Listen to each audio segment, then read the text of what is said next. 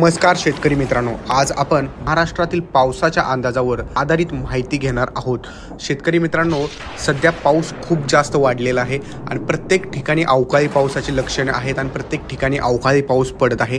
भारतीय हवामान विभागाच्या अंदाजानुसार 21 ते 24 मे दरम्यान महाराष्ट्रात मुसळधार पावसाची दाट शक्यता आहे।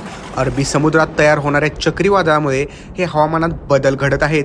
शेतकरी मित्रांनो, प्रत्येकाने आपापल्या शेतातील कामे जी आहेत ती आटपून घ्या।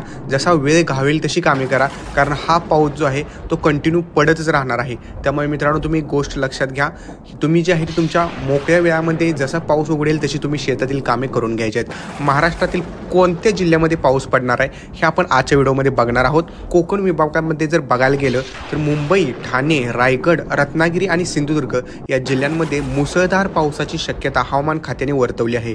वादळासह विजांचा कडकडाट होईल आणि जोरदार वारे सुमारे 50 ते 60 किलोमीटर प्रति तासाने वाहणार आहेत हे अपेक्षित आहे। पश्चिम महाराष्ट्रामध्ये जर बघायला गेलं तर पुणे, कोल्हापूर, सातारा, सांगली आणि सोलापूर या भागांमध्ये हलक्या ते मध्यम पावसाची शक्यता हवामान खात्याने वर्तवली आहे। काही ठिकाणी वादळासह पाऊस देखील पडू शकतो। मराठवाड्यामध्ये जर बघितलं तर संभाजीनगर, नांदेड, बीड, जालना, परभणी, लातूर, हिंगोली, उस्मानाबाद या जिल्ह्यांमध्ये हलक्या ते मध्यम स्वरूपाचा पाऊस होण्याची शक्यता आहे। काही ठिकाणी वादळासह पाऊस देखील पडू शकतो। विदर्भामध्ये जर बघायला गेलं तर नागपूर, अमरावती, अकोला, यवतमाळ, वर्धा, भंडारा, गोंदिया, चंद्रपूर, गडचिरोली या भागांमध्ये हलक्या पावसाची शक्यता आहे।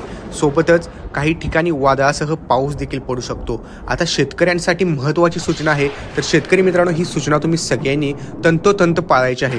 पिकांचे संरक्षण करायचे आहे तुम्ही, त्यासाठी पावसामध्ये पिकाचे नुकसान होऊ शकते, त्यामुळे पिकांचे योग्य संरक्षण केले पाहिजे। वीज गळतीपासून सावध राहा, कारण वादळामुळे वीज गळती होण्याची शक्यता आहे। त्यामुळे विजेच्या खांबापासून दूर राहा, योग्य त्या निवाऱ्याच्या ठिकाणी जाऊन तुम्ही उभे राहा। वाहनांची काळजी घ्यायची झालं तर जोरदार पावसामुळे रस्त्यावर पाणी साचू शकते, वाहन चालवताना काळजी घ्या। शेतकरी मित्रांनो, हा होता आपला पावसाचा अंदाज, तर यानुसार तुम्ही तुमच्या शेतातील कामांचे नियोजन करू शकता। धन्यवाद।